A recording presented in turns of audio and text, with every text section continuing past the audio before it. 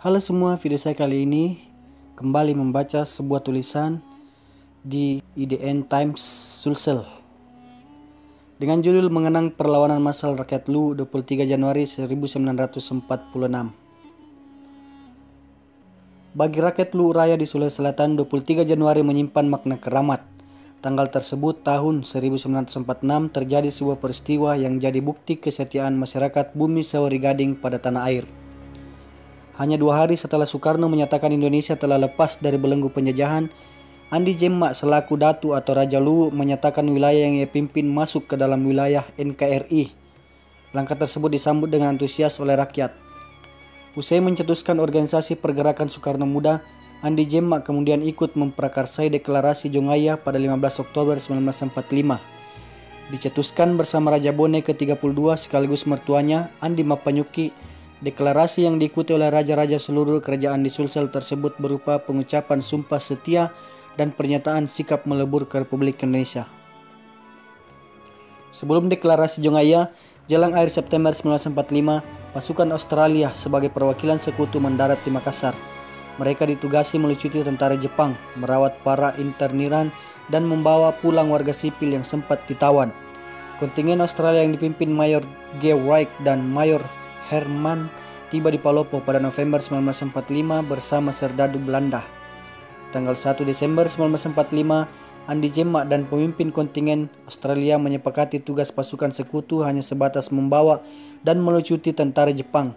Adapun administrasi sipil Luwu tetap dalam kendalinya. Namun, situasi berubah saat Brigjen Chilton selaku komandan baru mengumumkan bahwa seluruh rakyat Sulsel wajib mematuhi Nica.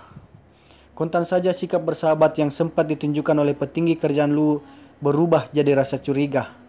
Gelagat bahwa Belanda ingin kembali menduduki republik yang belum genap setahun berdiri sontak menyeruak. Perselisihan dan provokasi kerap terjadi antara pihak pemuda dan serdadu Nica atau Kenil yang sering melakukan patroli. Selain itu, Andi Jemmak sejak jauh-jauh hari menyatakan sikap permusuhan dengan semua tentara yang datang atas nama kerajaan Belanda. Sumbu telah dinyalakan, konflik seolah menunggu waktu untuk meledak. Benar saja, hal yang dikhawatirkan pun terjadi. Minggu 21 Januari 1946, satu brigade Kenil dikirim ke Masjid Jami Buah, 11 km dari Palopo. Di sana, mereka melakukan perusakan, mulai dari merobek kitab suci Al-Quran, merusak sajadah, menumpahkan sisa-sisa makanan kaleng ke lantai, hingga menganiaya penjaga masjid. Tindakan teror Kenil membuat rakyat dan petinggi Luwu naik pitam. Andi Jemmak bersama Kiai Haji M. Ramli, pemuka agama, dan M. Yusuf Arif, pemimpin organisasi pemuda Republik Indonesia, langsung mengultimatum pasukan Kenil Nica agar segera angkat kaki dari Palopo dalam kurun waktu 24 jam. Hingga batas yang ditentukan lewat, tentara Nica masih berada di dalam tangsil masing-masing. Senin malam tanggal 22 Januari 1946, suasana Palopo mendadak sunyi senyap. Akan tetapi ketegangan dan pekat begitu terasa di udara. Jam menunjukkan pukul 3 dini hari Selasa 23 Januari 1946 saat M. Yusuf Arif memuntahkan peluru ke udara tanda penyerangan dimulai. Ratusan pemuda menyerbu seluruh pos militer Belanda di Palopo. Pertempuran sengit hingga siang mengubah langit Palopo diliputi asap tebal.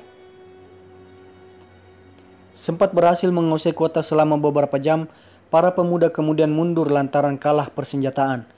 Belanda bahkan bisa merangsek maju hingga mendekati istana Langkanai, tempat sang datu tinggal. Atas desakan para pemuda, Andi Jemmak akhirnya meninggalkan istana dan mencari tempat perlindungan. Beberapa faksi pejuang masih berdiam di Palopo sebelum mundur ke pegunungan beberapa hari berselang.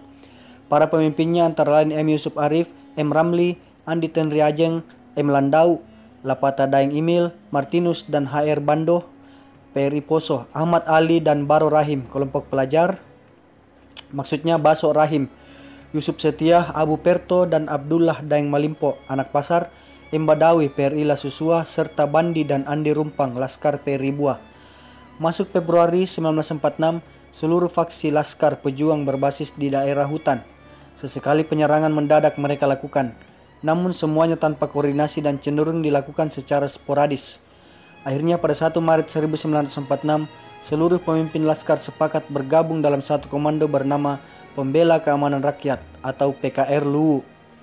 Di bulan yang sama, Andi Jemak bersama istri dan kerabat lingkar dalam istana mulai berpindah-pindah tempat demi mengelabui Belanda, mulai dari Lamasi di utara Palopo, lalu desa pesisir Capasole, menyeberangi Teluk Bone, dan tiba di Patampanua, kini bagian dari Kolaka Utara, sebelum ke arah utara dan mendiami Latou pada 28 Februari 1904.